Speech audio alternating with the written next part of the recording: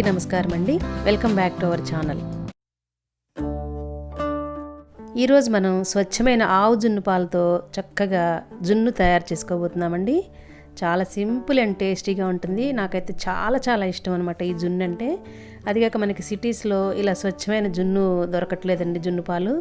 ఈరోజు మాకు లక్కీగా దొరికాయి అనమాట. మా ఫ్రెండ్ వాళ్ళు ఆవు పాలు అక్కడ ఆంధ్ర నుంచి తీసుకొచ్చారని చెప్పేసి నాకు ఒక 1/2 లీటర్ పంపించారు. దాంతో ఇప్పుడు మనం జున్ను తయారు చేసుకుందాం సింపుల్గా.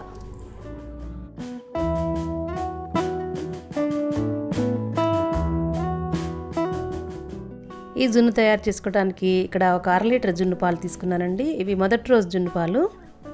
ఈ 1/2 లీటర్ జున్ను పాలకి మనం నార్మల్ పాలు ఇంకొక 1/2 లీటర్ కలుపుకోవాలన్నమాట. ఈ పాలు ఆవు జున్ను పాలు కాబట్టి ఒక 1/2 లీటర్కి 1/2 లీటర్ నార్మల్ పాలు కలిపేసాము. అదే గేదె పాలు అనుకోండి, మొదటి రోజు పాలు కొంచెం చిక్కగా ఉంటాయి అనమాట. బాగా 1కి 2, 3 నార్మల్ పాలు పోసుకోవాలన్నమాట. ఒక జున్ను పాలకి 2-3 పోసుకోవచ్చు. ఇక్కడ జున్ను పాలు 1/2 లీటరు, నార్మల్ పాలు 1/2 లీటరు, మొత్తము లీటర్ పాలు కాబట్టి దీనిలో ఒక పెద్ద బౌల్ నిండా బెల్లం తురుము, ఒక 2-3 టేబుల్ స్పూన్ షుగర్, 2 వేస్తే చాలా బాగుంటుందన్నమాట. టేస్ట్కి తగ్గట్టుగా మనం వేసుకోవాలి.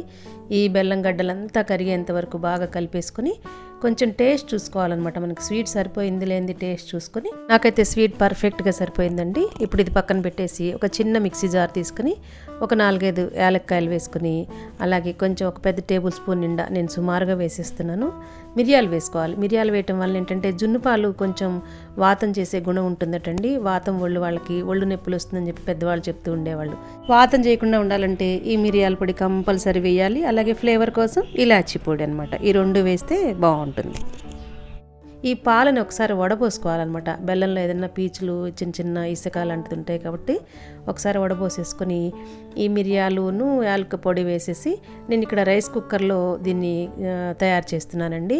మీరు రైస్ కుక్కర్ కానీ మామూలు కుక్కర్ అయితే విజిల్ పెట్టకూడదు అనమాట, వెయిట్ పెట్టకుండా చేసుకోవాలి. ఇట్లా ఒక 15-20 మినిట్స్ పట్టిందండి ఇది ఉడకటానికి. చూసారా, ఇలా మనం ఏదైనా ఫోర్క్ కానీ స్పూన్ కానీ చాకు కానీ పెట్టి చూస్తే ఉడికిపోయినట్టు, మనం సేమ్ కేక్ చేసినప్పుడు ఎలా అవుతుందో అలా అనమాట.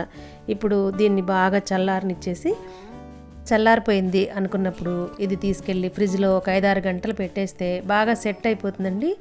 అప్పుడు మనం బయటికి తీసేసి అంచులన్నీ మనం సేమ్ కేక్ ఎలా అయితే అంచులన్నీ ఇలాగా కట్ చేసినట్టుగా చేసేసి ఇలా వెనక్కి తిప్పేసి దాని మీద ఇట్లా ట్యాప్ చేసేస్తే మొత్తం ఇలా కేక్ లాగా వచ్చేస్తుంది అనమాట. అదే మనకు 2వ రోజు పాలు 3వ రోజు పాలు అనుకోండి, ఇలా చక్కగా గడ్డలాగా రాదనమాట. నాకు భలే హ్యాపీ అనిపించిందండి వాళ్ళు పాలు ఇవ్వంగానే కూడా. మన ఛానల్లో నేను వీడియో స్టార్ట్ చేసిన కొత్తల్లో ఇన్స్టెంట్ జున్ను తయారు చేసుకున్నాం, కానీ ఒరిజినల్ పాలతో, ఒరిజినల్ జున్ను పాలు, అది కూడా ఆవు పాలతో తయారు చేసుకోవటం ఇదే ఫస్ట్ టైం అండి మన ఛానల్లో. ఈ వీడియోపై మీ అభిప్రాయాన్ని నాకు కామెంట్స్లో తెలియచేయండి.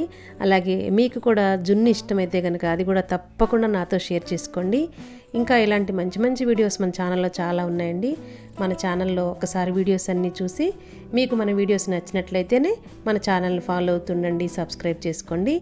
ఈ వీడియోపై మీ అభిప్రాయాన్ని మాత్రం నాతో షేర్ చేసుకోవటం అస్సలు మర్చిపోకండి. Thank you for watching.